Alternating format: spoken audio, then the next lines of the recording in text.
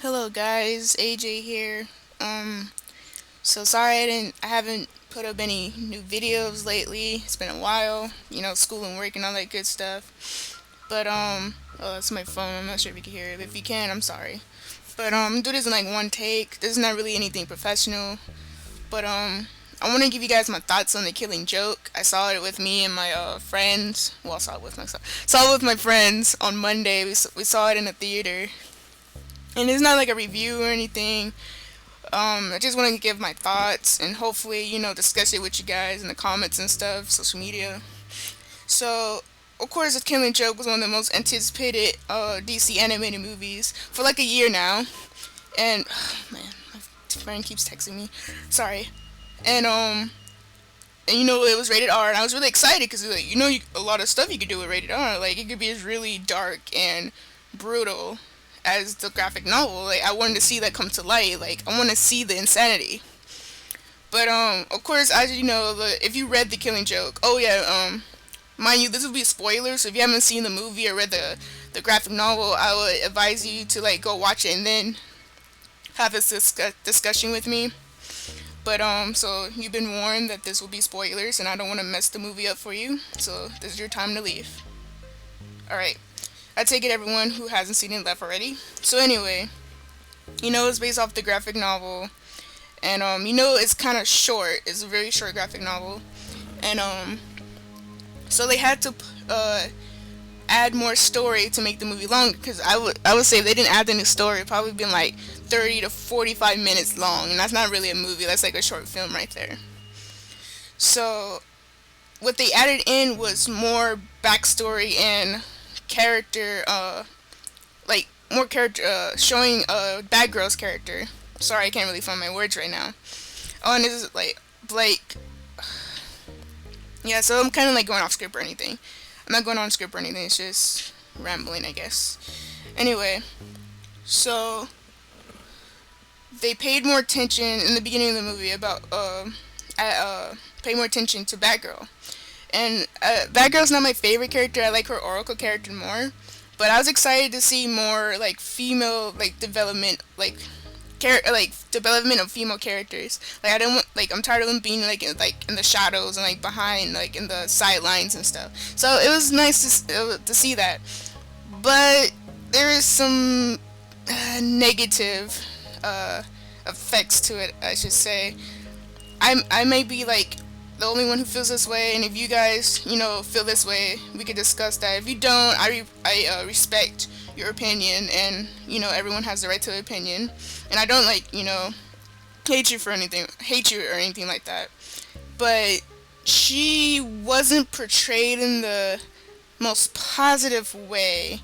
She was more like trying to get Batman's attention the whole time, and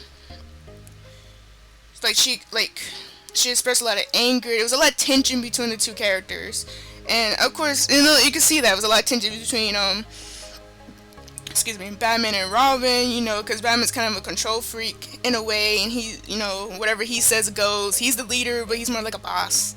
Like everyone knows. But she wanted his attention as more as like a relationship wise. Well, boyfriend girlfriend wise, friends with benefits, I guess. So when she got his attention, there wasn't no big breaking point, or there was no like the two characters didn't really evolve to anything greater than what they were. They basically just had sex, and that was it. And then what get me, the next day, Batgirl didn't even have no afterglow. I'm like, if I had sex with Batman, I would be like, fuck yeah, I just fucked the Batman. Hell yeah. But, there was no afterglow. She seemed really, she said she liked it, but you saw some regret in her, behavior and, face and stuff. But we get this whole scenario is very controversial because, for me, watching this movie, when Joker actually not killed, sorry, shot Batgirl, I felt nothing actually. Like, it would have been more powerful, that scene would have been more powerful if they writers made it where Batgirl loves being Batgirl, and it's like a big part of her world, and she's like, fighting justice and all that, fighting justice. Sorry, one take. Fighting criminals, alongside Batman and Nightwing and the current Robin in that universe and all that good stuff. But no, she actually gave up being Batgirl after Batman and Batgirl had sex, and it made everything awkward. And so when Joker, like, shot her, it wasn't that powerful, because, like, yeah, sure, he took away her ability to walk and, like, all that, but it would have been more powerful if he basically took away, like, her being Batgirl, like something she loved. But to me, this is just me. If you have another different opinion, I respect that. But to me, it was not powerful enough. Like, I felt nothing. Like, and, of course, I felt sad that she got shot, of course. But for me, it was more powerful when I read the comic, because that backstory, that extra story, didn't really I don't know, like, changed my feeling. I can't really explain it, but I think you know what I'm talking about. And then, like, the whole time I was watching this, I'm like, is this really the Killing Joke? Like, what's going on? Like, the first, like half of the movie was just Batgirl and this guy, Paris France. Silly name. But, and then the last, like, 20 or so minutes, it's the Killing Joke. And I'm just like, when I was, like, hyped up for this movie, I was thinking, they add a little more to Joker's backstory. And, I was kind of disappointed that they didn't. I mean, there's really not much you could add to a character that's really mysterious and stuff. But I kind of wanted to see, like, they had this whole thing, like, insanity, like, one bad day, you either have two choices, either live with reality or go insane and, like, do your own thing. That was an interesting theme, and I kind of wish it would have unfolded earlier on in the movie. And then, like, at the big climax, it would have been like, damn, like, make you rethink, like, what you thought and everything. And I didn't really get that, but again, this is just me. And, let's see. I don't know, it's just the way Batgirl was portrayed. I guess me being a woman, I was kind of disappointed. I'm not saying she has to be, like, this big powerhouse character. Like, she can't really overshadow Batman, because he is technically the main character. Well, Joker is kind of the main character in this movie, but he's technically, like, the top dog. And I mean, I'm not saying Batgirl should overshadow Batman or anything, but she should be her own character and have her own motives to, like, drive her. Like, I wanted to see what drove Barbara Gordon to become Batgirl and what's keeping her driven to be Batgirl. But, like, because I remember in the movie, Batman mentioned about, looking at the edge of the abyss and being tempted to jump into it, but then you have to restrain yourself not to jump into it and just walk away and stuff. I was like, okay, that means that's like foreshadowing that Batgirl later on in the movie will have some kind of revelation about that. But that revelation was kind of not really a revelation. I can't even call it that. I mean, I guess everyone has their own version of the abyss and what it means to them and stuff. But her version of abyss is having Paris France come between her and Batman. I might be misinterpreting this wrong, but that's what I saw, and I'm like, what kind of abyss is that? That's not. I mean, we all have, like, relationship problems, and we want that one guy and girl, or girl, well, if you want both, okay. But to notice them and, like, just acknowledge them as a person, I guess. But I wouldn't call that the edge of the abyss. Like, I mean, seeing your parents get shot and killed in an alley, that's the edge of the abyss, I guess. Or your whole let's see, I don't know who else had tragic backstories. I don't know, Spider-Man, seeing his uncle get shot several fucking times in the movies.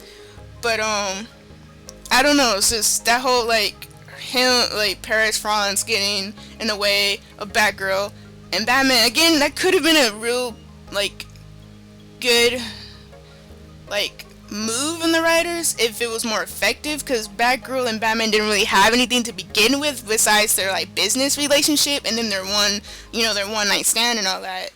But there really wasn't much there, and if there was, there's probably something off like way before this movie that we would never see. But I don't know.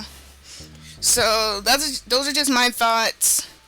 To be honest, this is not my favorite DC animated movie. To tell you the truth, The Dark Knight Returns, those part 1 and 2 are my favorite. But this was kind of lacking, and for it to be rated R, I was like, damn. Like, the feeling I got from this movie, knowing that it's rated R, is the same feeling I got from the Dark Knight, the third installment of the Arkham series, Batman Arkham Knight, not Dark Knight, I'm sorry. Once it was rated M for mature, and I'm like, man, this is gonna be a dark ass story, but it's not. I don't think they took advantage of the whole like rated R, like rated R rating. Like I don't know what to say, but I'm not a professional writer. I'm just an amateur writer. This is just me being an part of the audience. This is what I saw. This is what I thought watching the movie. And again, if you have like a different opinion, I respect that. Please share it in the comment section. And if you agree with me, please share that too. I would love to have a discussion with you guys. Like this stuff, it may not matter, but for future, right now it may not matter, but in the future, for like future female characters, having them portrayed it that way. I mean, men characters are portrayed that way as well, but actually, personally, I don't think any character should be portrayed that way unless it is part of their character. But in the future, having female characters portrayed that way and not having them being their own character and stand on their own and do their own thing, it's not going to be good in the future. And I guess I'll make another video on that because there's a lot of stuff I've been watching lately where the female characters aren't really useful. They're just in the background. It's like as eye candy. So if you want to see a video with me discussing that, then leave a comment in the comment section. And if you want to see more videos like this, we'll actually hear it because you're not really seeing anything. Please leave a like, and yeah, in the future there will be more videos. I need to get back in the groove. But for now, this is all I have right now, unfortunately. But this has been on my mind, and thank you for watching, listening, and hopefully I'll discuss it with you guys soon. Later.